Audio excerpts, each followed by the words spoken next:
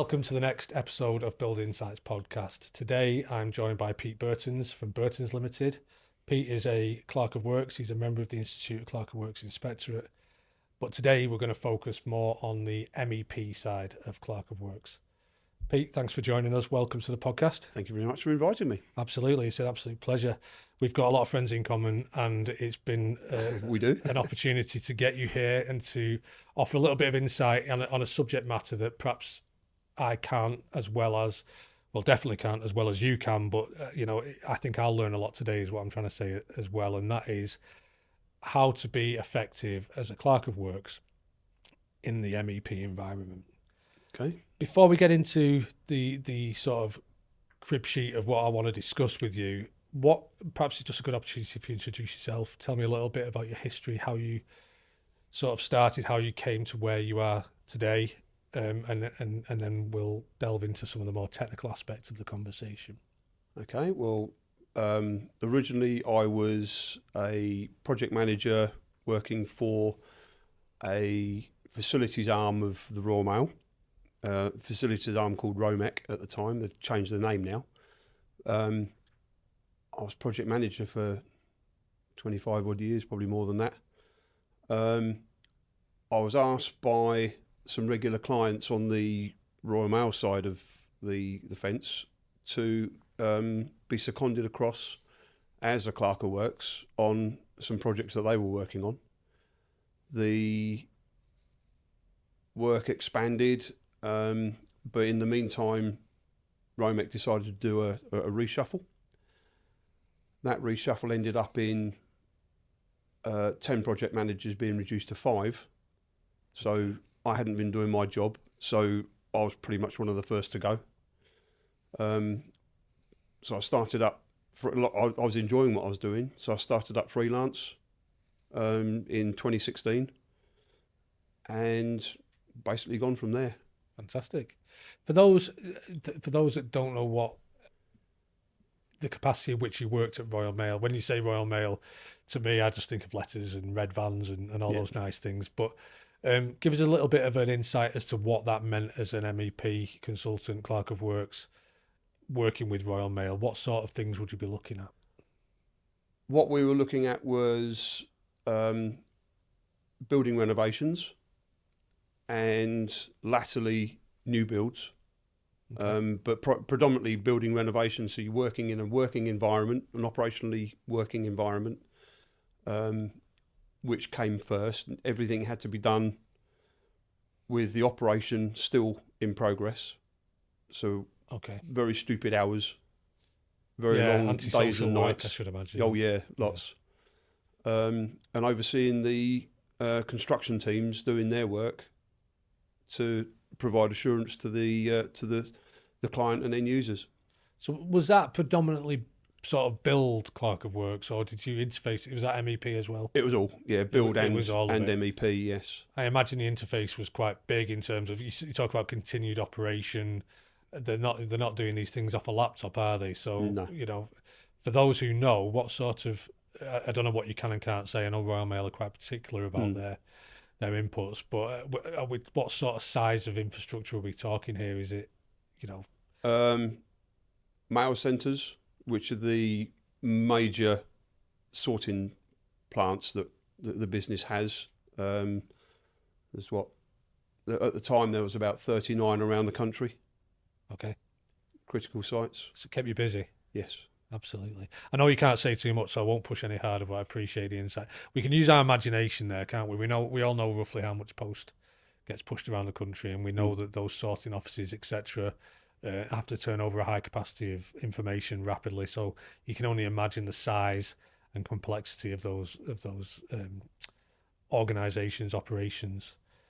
Let's dive into it then. I'm certainly keen to understand a little bit more in depth about what we do and how we do it as MEP Clerk of Works. I'm not one, so this is education for me as well.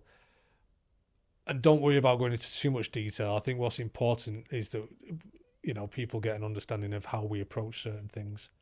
But you tell me anyway. First thing I want to talk about is quite broad stroke. What does an MEP Clerk of Works actually mean in practice? people often ask me about my job, and I tell them, but what is an MEP Clerk of Works? MEP, initially, mechanical, electrical, plumbing is Yep. the MEP initials.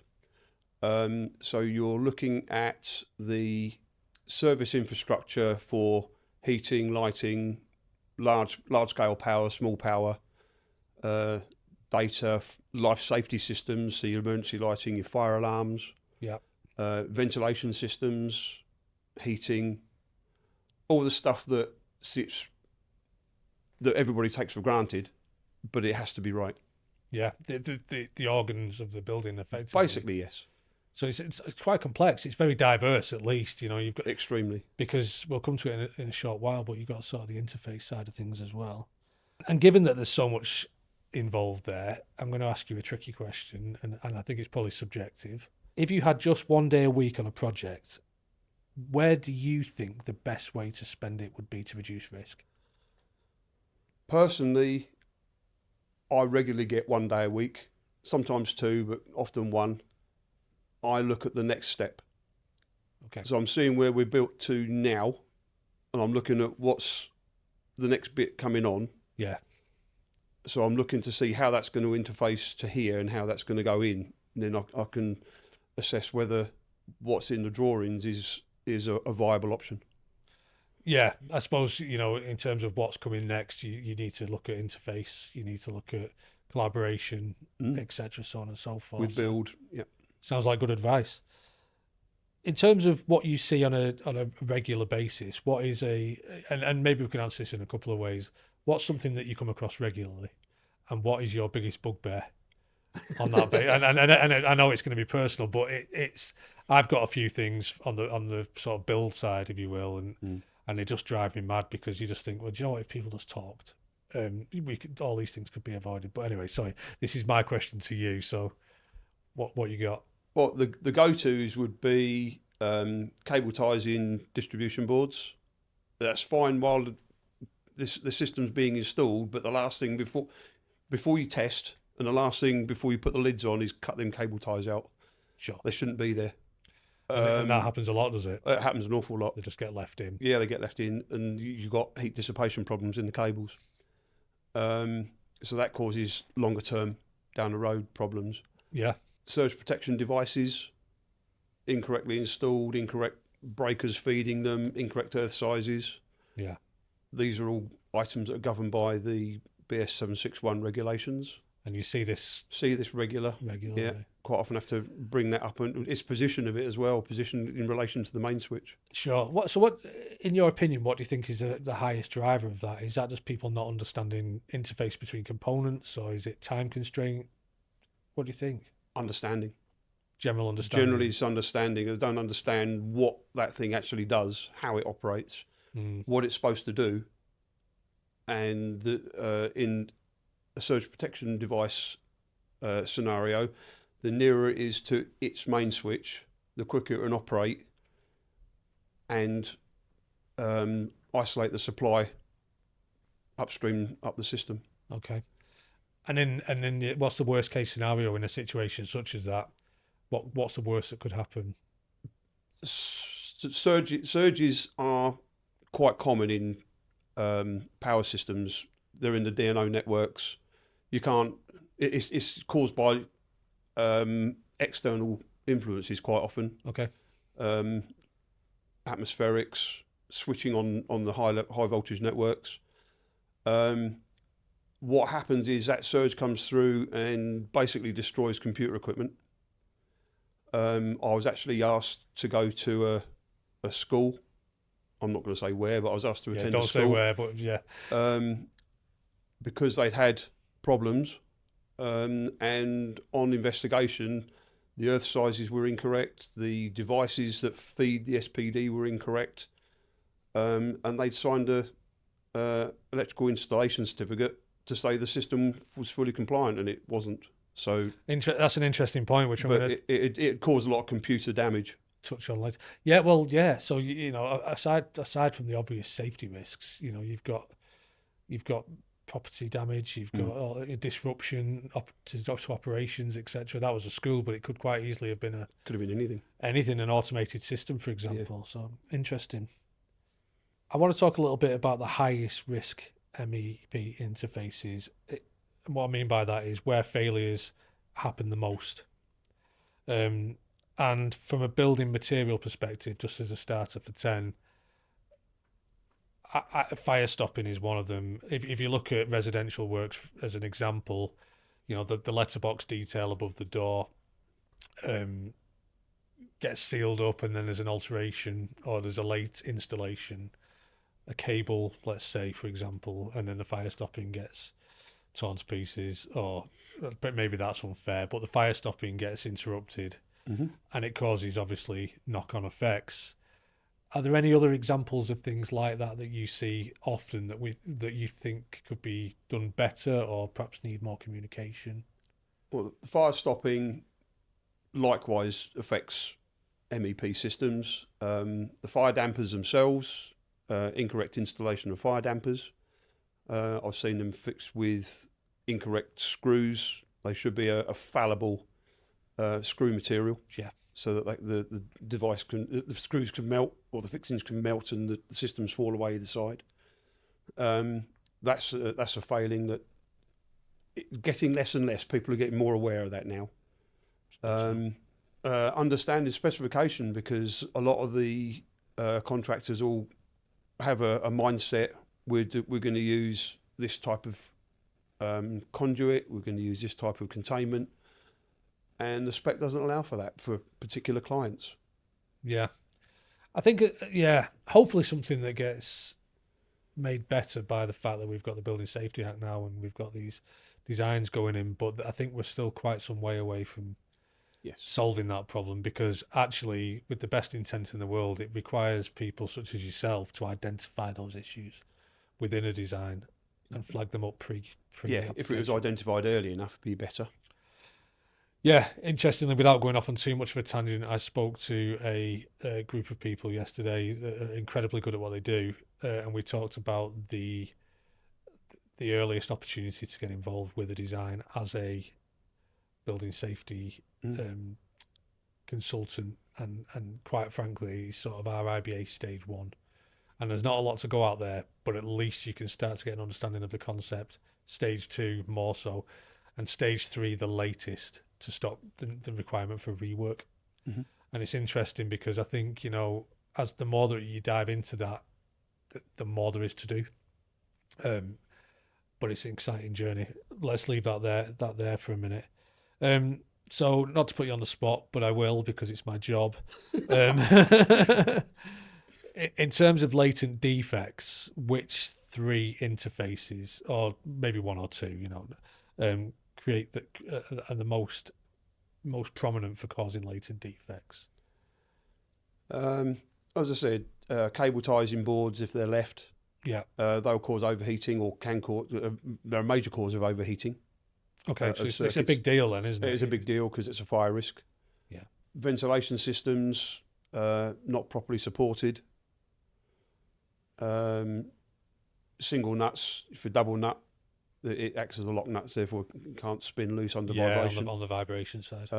So it's very simple things, I find, that will cause the longer term problems. Yeah, which makes it even more frustrating, doesn't it? Very much. Because such an easy fix. Yeah, do it while you're building it, and it's done. You're not going back over things. Yeah, absolutely. Before we move on to the next thing, I just want to talk about riser cupboards for a minute. Yep. Common, obviously. Congestion. Congestion. You got multiple assets in one riser. You've got different types of risers. You've got different types of compartmentation. Is there any sort of early indicator to you when you open the door on a riser cupboard that just makes you think, hang on a minute, this is going to be a nightmare? If there's too much in there that requires operation. So if you've got, quite often I find fire damper controls in a riser. Okay, that's fine. Put that in there if you really need to. I'd rather see it next to the fire alarm panel, but if you're going to hide it away, put it in a riser.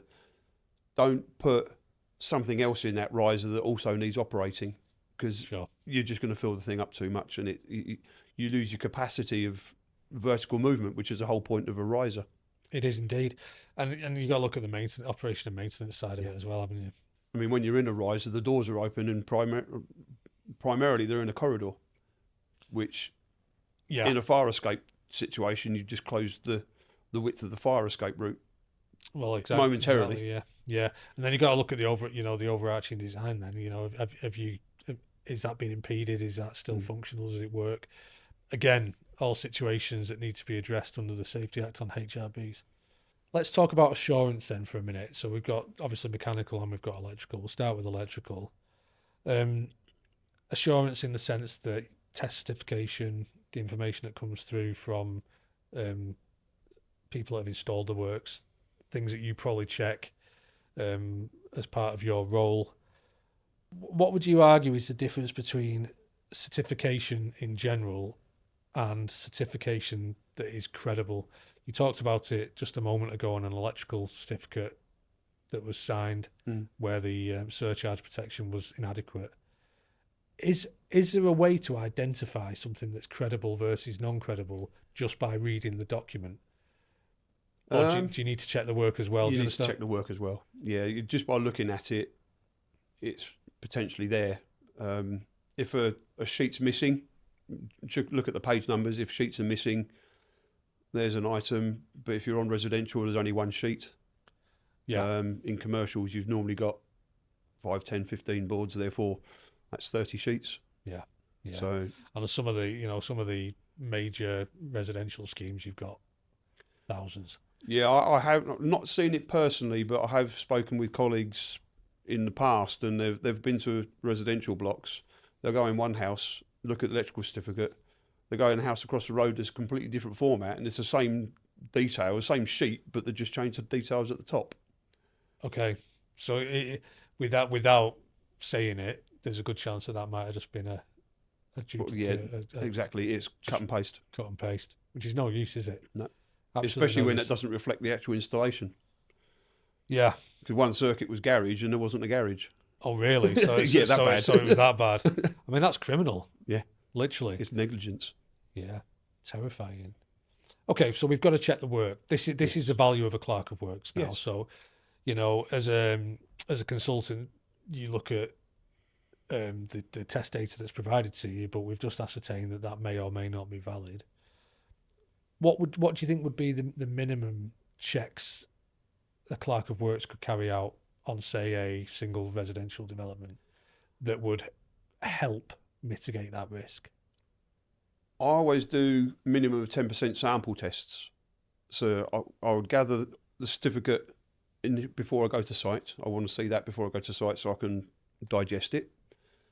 Then once I've got to site, we'll have the test engineer.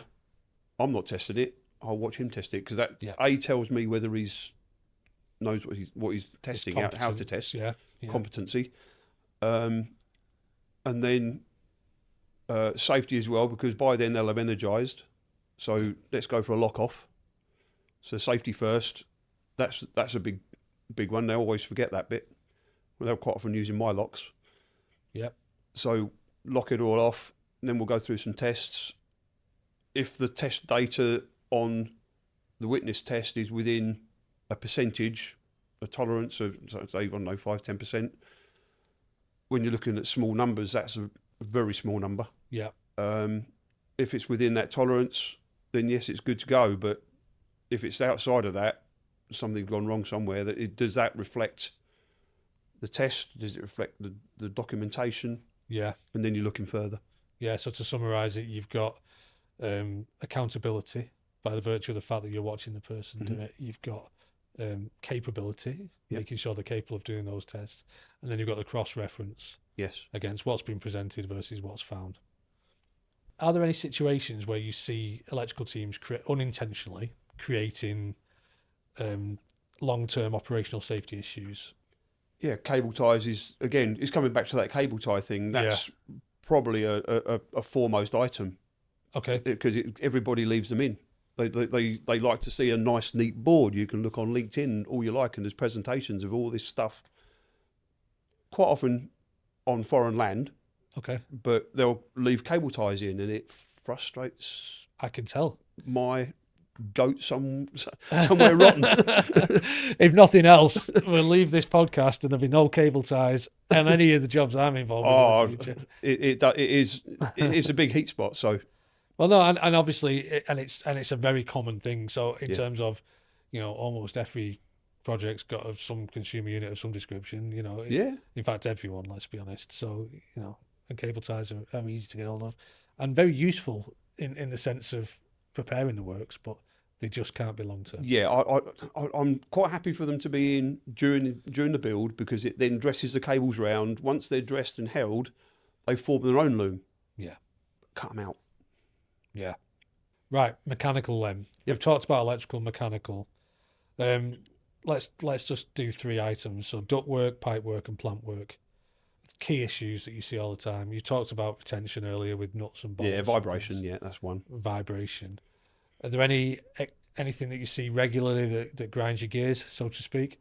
No pun intended. Alignment, to be fair, is when you've got air handling units, fan units in ductwork, they'll have an anti-vibration type arrangement either side of the unit within the ductwork, so that any vibration doesn't transmit through the duct. Yeah. The idea of those is to be straight. Well, yeah. One would think, but exactly. It's not difficult to keep alignment. It's adjustable. So you adjust your hangers to suit where the fan is, or the air handling unit. Flexible ducts being used against standards DW144, for example. Flexible ducts are supposed to be straight and just to take in intolerances of the building structure. They're not to form 90-degree bends and be 3 meters long. Okay. That's quite a common one. They'll use a flexible duct off of a solid and use that as a 90-degree bend down to the discharge as a lever. Change of direction as opposed to and that's not what they're for. They're for building intolerance, and there should be about between 0.5 metre and a metre long maximum. So to a layperson in terms of mechanical, then you'd expect to see the unit, the anti-vibration duct, and then a proper formed solid bend, change of direction. Yeah. I mean, it sounds simple, but obviously, but the impact of doing that incorrectly is obvious, isn't it? You've got the vibration that could cause potential loosening of fixings. You've got the sound transfer. Mm-hmm. You've probably got loads of other things that I'm not au fait Dirt with, and debris build up. It reduces capacity of the ventilation system. Yeah. So that's efficiency. So that what seems like such a basic aspect of an installation done incorrectly can cause so many needless problems, and I suppose that's your point, isn't it? Really? Yeah. I think you probably could cover all 3 of those subjects with that. In terms, so the advice. Would it be fair to say that the advice is to follow the manufacturer's guidance? Always follow manufacturer's instructions. That's your go-to to start with, because they've designed the system to be operated in a certain way. Yeah. So going against that, you've lost your warranty for starters. Well, yeah, there's that. And also, it's going to break at some point. We're talking about latent defects, and that is a quick route to a latent defect. Mm. What is the minimum BMS evidence that proves a building is operating properly? For me, I always want to go to the head end. So normally on a BMS system, there'll be a head end computer with the whole system on it. Change a parameter like a temperature setting, a set point, a valve position, and then I want to go to that valve or that boiler or that air handling unit and see that start operating, because I've changed the temperature here. So I want to see an operational change, and then see a functional change in the system. In the system further down. Yeah. How often do people blame these for the entire systems not working or malfunctions within systems? Lack of training, lack of familiarity, things like that. Quite often you'll find, without being impolite, you'll find old school maintenance teams, caretakers, site managers. Sure. They're used to having a big switch to turn the heating on and off, and then they're presented with a BMS system. They don't get it. It doesn't work. They have not. They need to. The install teams need to spend a lot more time training these people to understand what they've now got.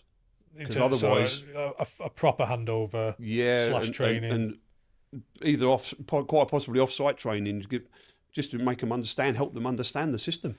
Yeah, I think that's valid because every system's different as well, isn't it? A system is a group. Correct me if I'm wrong, but I would suppose that a system is a group of components put together to achieve a purpose. Correct. And those components are going to be variable. Yeah. And so in terms of change control on something like that, it might be that one of those elements expires or stops working properly and is not directly replaceable. So I suppose my point is that in the event that component gets changed for something similar but not quite the same, a recommissioning would need to take place. You'd need to commission it back into the system, yes. And ultimately a re-education for those that need to maintain and service it. Yes. I think that's lacking, generally speaking. I don't know what your opinion is, but certainly from my perspective, when I deal with building management companies and caretakers and site managers, as you mentioned, there's very seldom do I come away from a conversation I think they really understand the system. And that's not me slating them that at all. No, they're so confusing. I think they are, and I would be confused by one. You less so because this is what you do. But my point is that level of communication is incredibly important, but somewhat lacking because it never really features in a tender package, doesn't it? That's right. It's never really catered for commercially for someone to stop and train and make sure it carries on. It's sort of commission and leave. There is often allowance, but possibly not enough. It might be all right for someone that's perhaps more used to modern control systems. Yeah. But for someone that's later in their career, let's say, may not be quite so readily informed on these new systems and how they work. Yeah. And not to chase this down the street too hard, but you've always got the situation where that staff may change. Indeed. That's quite common. Well, it is, and it's something that I deal with a lot on building safety because how do you ensure that competency, and there are ways of doing it, and it's something that we'll see more in the HRB world now, but ensuring that level of competency, one, exists, and two, is maintained through all these changes throughout the lifespan of that building. But we can go way too far down that path. Let's talk about testing and commissioning then, and predominantly let's talk about doing that in an orderly fashion, doing that properly, recording the information well, and making sure that it all makes sense at the end. In terms of energisation of a new build, for argument's sake, do you personally have any sort of no-go conditions, i.e. when is it too early to energise, etc.? And what are they? All your dead tests have got to be done before you put energy into anything, whether that be electrical energy, so you do all your insulation resistance, your continuity tests. They're all what we call the dead tests. Okay. In a mechanical system, in gas you do your tightness test, your gas soundness test, you do pressure tests on the systems, ductwork, drainage. They're all pressure tested. Yeah. Different values for different time periods, but they're pressure tested, and those certificates should be available before you start putting any energy through anything, be it pressure, water, gas, electricity. So playing devil's advocate then, because it's all about timing, I would argue. So let's give the benefit of the doubt and assume all these dead tests get carried out. If you fall into an out of sequence works situation, which we do all the time, we see it. Nearly every site has an out of sequence works. I would argue that in some instances, in many of the instances, that leads to the failure of a component. Let's take a standard hot and cold water feed system into a residential apartment. They get tested to a certain bar rating. I'm guessing that's subjective. There might be a standard one. That gets recorded, but then there's a change. And I can't think of one off the top of my head. Maybe you can give me an example. But washing machine stab gets put into the pipework. Yeah. And then ultimately, I see what I would assume to be multiple instances where those dead tests aren't redone. and then it gets energized. In this instance with water, Yeah, that joint might fail. and then then you've got a disaster. You've got kickboards coming off kitchens. You've got all these things. You've got LVT floor lifting up. You've got water going through permeable slabs, which is less common, but it does happen on some of the older buildings and affecting the apartments below. So I probably answered the question through asking it, but if you could have your way, how would you control those situations in terms of making sure that there was no interference with a dead test before energisation? Difficult to answer because if you're not there all the time, you can't govern that.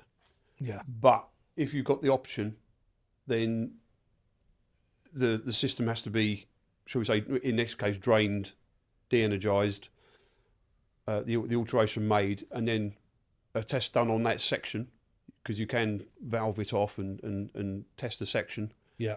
That will test that joint that you just adjusted, and then you can re-energise and refill it. Yeah. So the onus of that responsibility is with the installer. It's within the people. But why? It probably goes back further than that, because why has that now come in as a late instruction? Why wasn't that done? That's a simple one. A washing machine would have been done, but it might have been missed. But it's a simple one. But something more serious, faulty component, and you've got to take the component out. Therefore, you've got to valve off. Yeah. Further back upstream the system. Yeah. No. Absolutely. I think these are conversations that I have on a daily basis. Where you've got this rock and a hard place in the meeting room on site, and you've got an issue that's caused damage, and then the argument is about why, the change control, if you will, or the lack of. And for me, the answer lies very much in communication. When was a dead test done? When were you asked to make that change? Yep. Why was another dead test not done? And the answer is normally, well, there's no allowance for a second dead test. It takes loads of time. We've got, all right, so it takes 20 minutes, whatever, but there's 1,000 apartments and we've got the change throughout. That costs a lot of money. So it's there's no answer to this, by the way. I'm just chewing the fat because it's really but it's something that we come across a lot, and it is a site by site. And it's a sequencing thing. It's making sure, and again, it just pushes into the fact that an agreed design without variation, the closer you can get to that pre-start, the better, to try and make sure that these works flow all the way through. So moving on from testing, let's look at evidence. I look at lots of evidence on a daily basis in my job, whether it be insurance warranty auditing, whether it be Clerk of Works, whether it be building safety work. Do you have any recurring instances in evidence failures that you think could be easily avoided, or the way that we do things could change? In terms of contractors' evidence, invariably you're seeing certificates, or the request for certificates already done is made because I want to see them. Yep. And then I can compare the installation back to the certificate. If it's my evidence, then I'm probably like yourself. I'm constantly taking photos. Yes. On some of the jobs, I'm using 360 cameras and walking around with 360 cameras, and it kind of gives you a Google Earth view. Yeah. Of the building and the progress.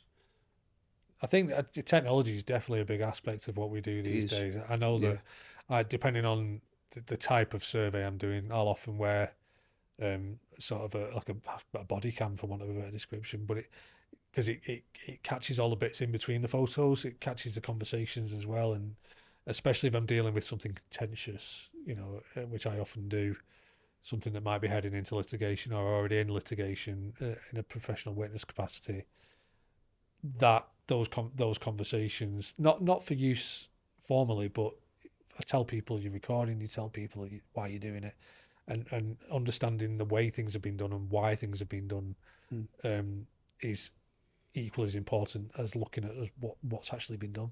Yes. Going back to the evidence and then looking at it sort of from a higher level, obviously, one of my biggest, not bugbears, but complications, if you will, when we're dealing with masses of projects in any given week, month, or year, is the way that the information is provided. Yeah. You've got I won't name them, but you've got various different platforms within the industry. Some are better than others, but then also the way that those platforms are used, or the way that the information is applied to those platforms as well, can often be quite frustrating. It can be. It depends on access levels as well. Depends on what level of access you're given. It does. Through that system. It does, and that's a really good point, actually, because what a lot of our clients do, and we're very grateful for it, is they will create a section within that platform that's just for us, and we will ask them for the information that we need, and that information gets put in. But then that needs to be, we need invitations to that. So it might come to my email address. That's great. I've got the information. That's fantastic. Until I'm ill, or one of my children's off school, or whatever. And an answer, we need the answer today. Yeah. So that's there's nothing wrong with that, but it's tricky. But where I do find it frustrating sometimes is when we call it a data dump. Affectionately in our office, it's like, such a buddy's just giving us a data dump, and you're asking for information in relation to something, whether it be, like, I'll go my side, so piles, like piling logs or integrity testing or dynamic load testing, and instead of just sending us the information that we need, we just get battered with the design philosophy, everything, and it's sort of like, okay, we've got to break down. So this is a very long-winded way of me saying to you is there a format that you prefer? And how could, if a contractor or a developer or a group came to you and said, Pete, how would you like us to give you this information? How would you answer that? Unfortunately for me, I don't get to choose systems. So I've learned to adapt to the various systems that are being used, the likes of A-Site, 4View, Collaborate. I've learned the bits I need to do. It's like Excel. Excel is such a massive program, but we all use probably about 20% of it. Yes. It's a different 20% between you and myself, but we'll only use about 20% of the capacity of Excel. And it's the same with these other systems. We'll only use a small component of what we regularly use.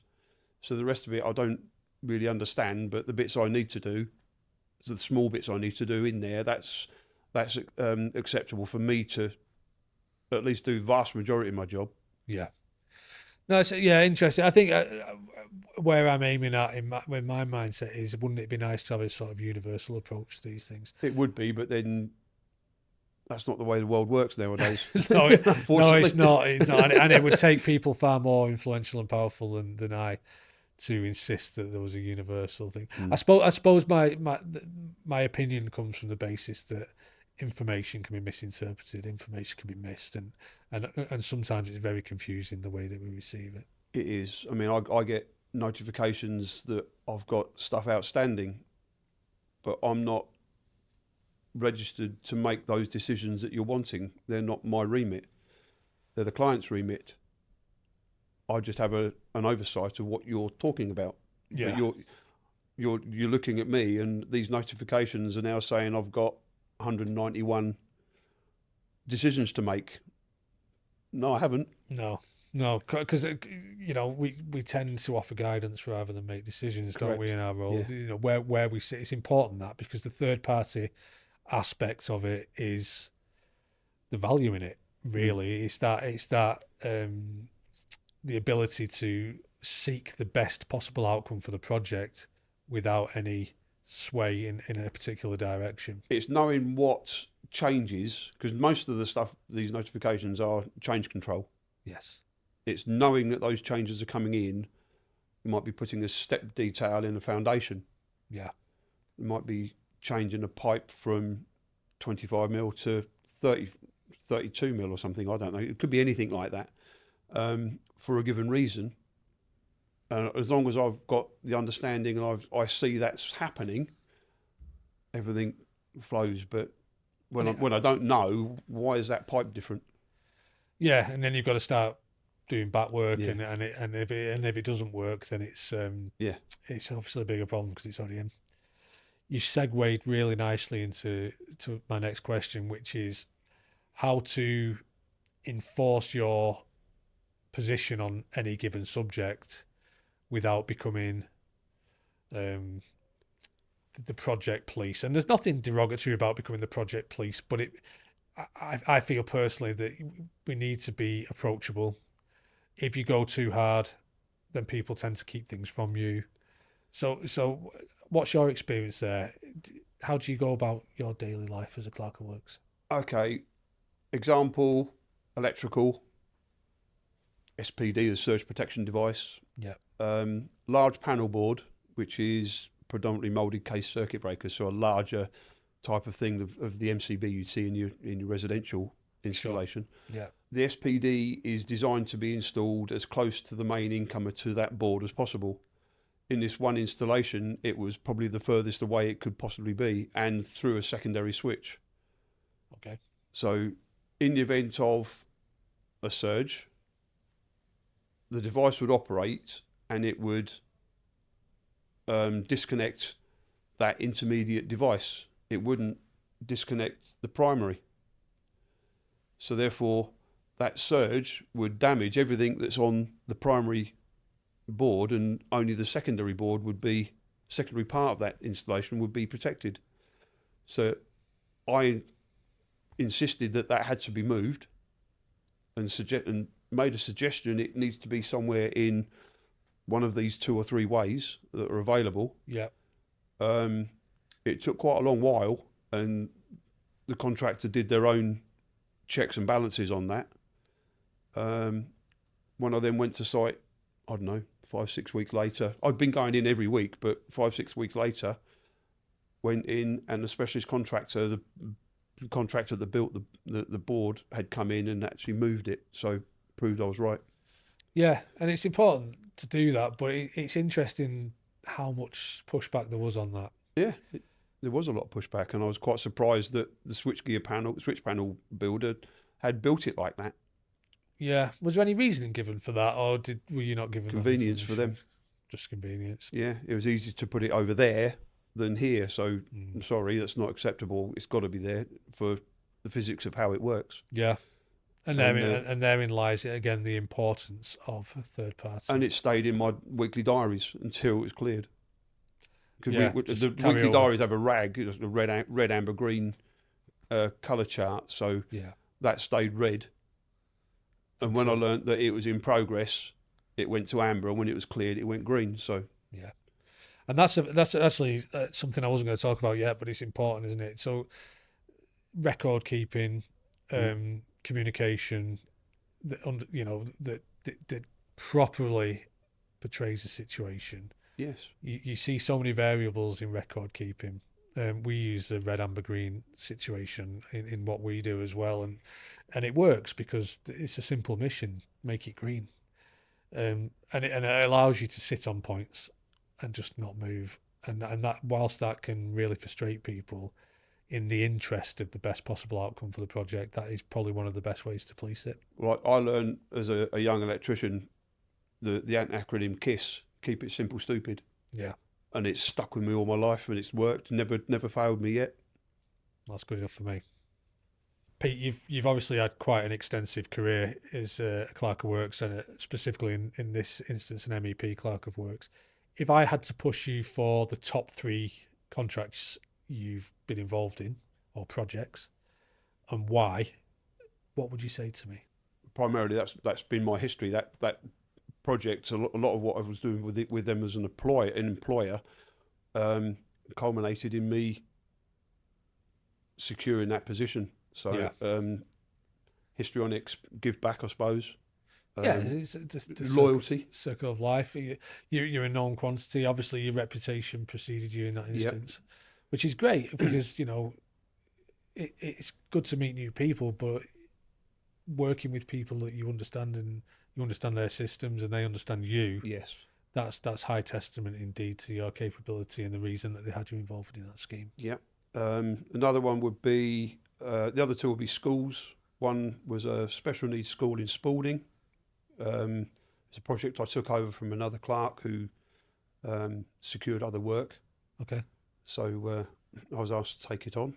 And another one would be I was purely MEP clerk on a school in Wolverhampton. Again, divergence around different systems. Yeah, they were interesting projects, memorable projects. And nice to deliver as well, especially with schools and things. You know. That was a quite a large secondary school. Right, excellent. Let's talk about a wish list of things we would like to change, but maybe can't, maybe can work towards. If you could create 3 mandatory hold points within the MEP world as a Clerk of Works, what would they be? I suppose traditionally they'd be the 3 phases of installation. So your first fix would be, let's have a look at your containment, your fixing systems. Let's make sure they're all good and sound.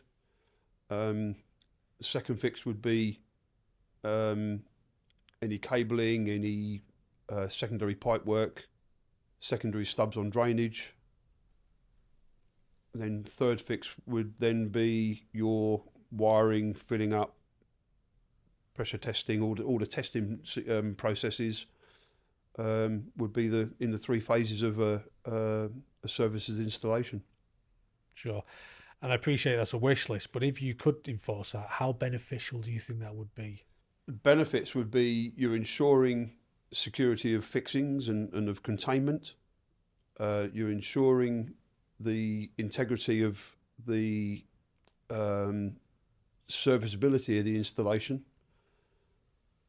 and the ongoing certification, which then comes into maintainability. Sure. Yeah, it makes perfect sense. Okay, if you could, what would you tell a client to demand contractually to protect MEP quality?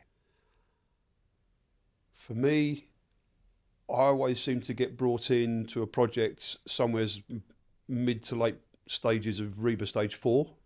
I would much prefer to know and be involved in REBA stage 3, because then there's an opportunity to understand the concept and the design. There's an opportunity then to make a suggestion to guide. Yep. And see where other things that we can mitigate for later on in the project, because REBA stage 4, a lot of decisions are already made and we can't change them. Do you know what? I agree entirely on the basis that I don't think it costs anybody anything. And what I mean by that is quite a lot of unwanted costs are attracted by change. Yeah.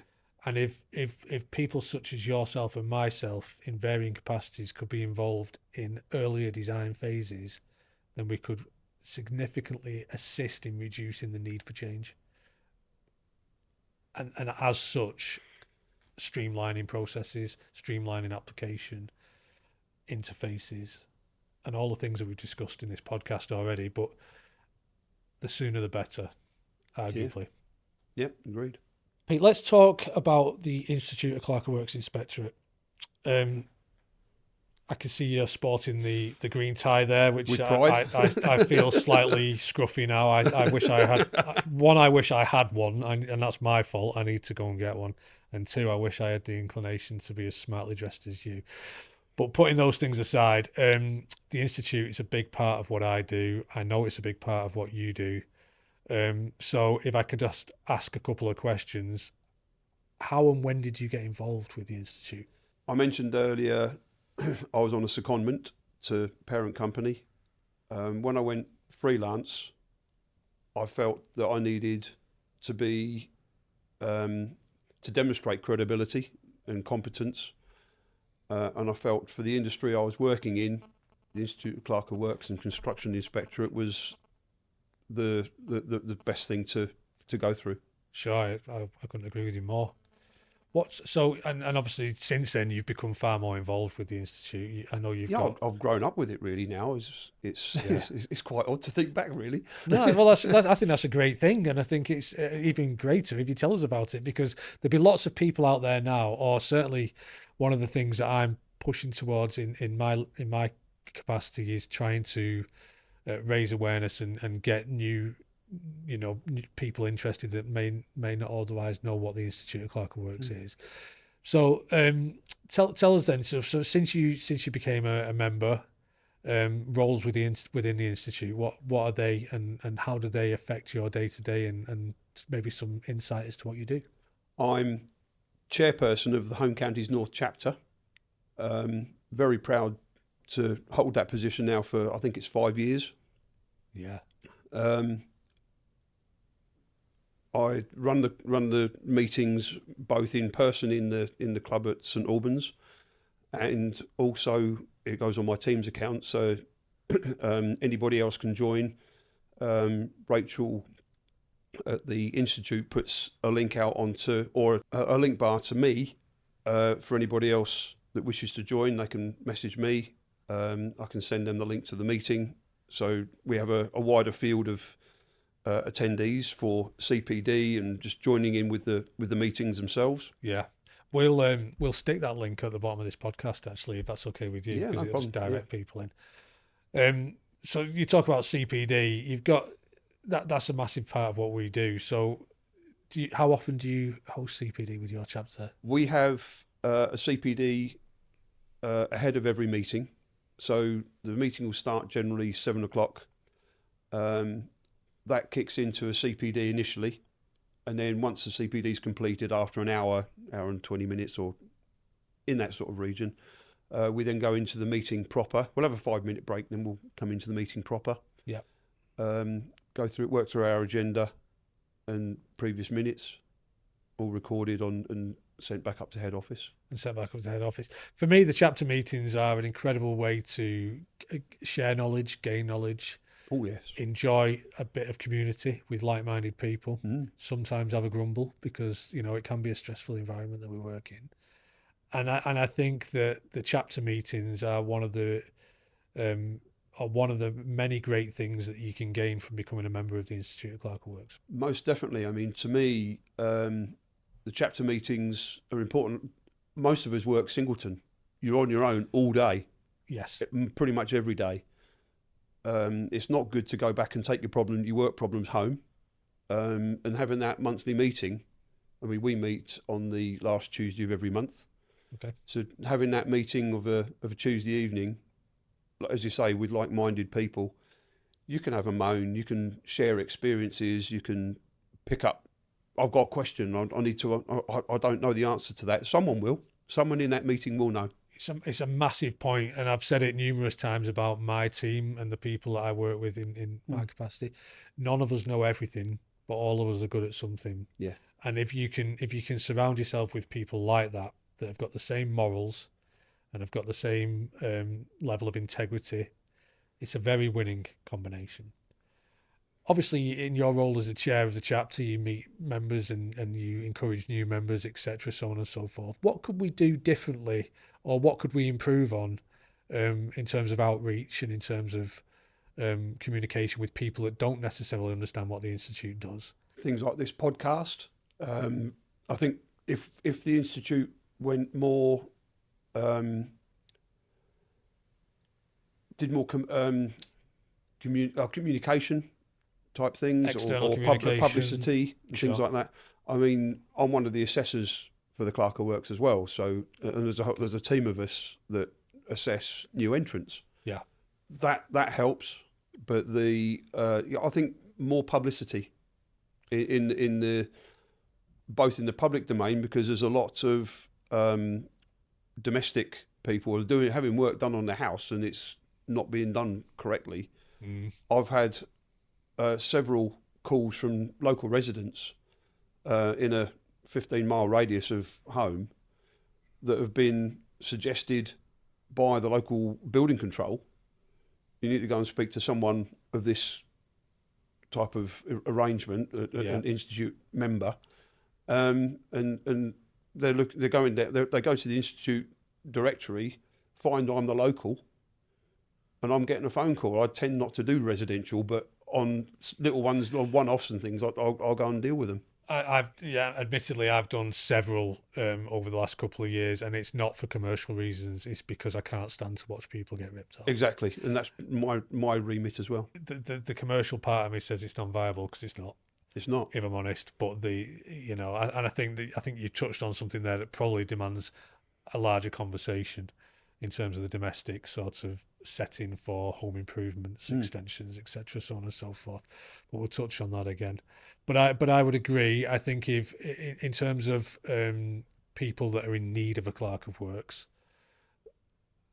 perhaps a little bit more exposure on that front would be useful. But also something that I spoke to Jerry about, Jerry Shulbred. Mr. Shulbred, indeed. And we talked about it just a little bit before we came on camera, is the ability to interact with universities with further education. Oh, definitely. And demonstrate the viability of a career as a clerk of works beyond education.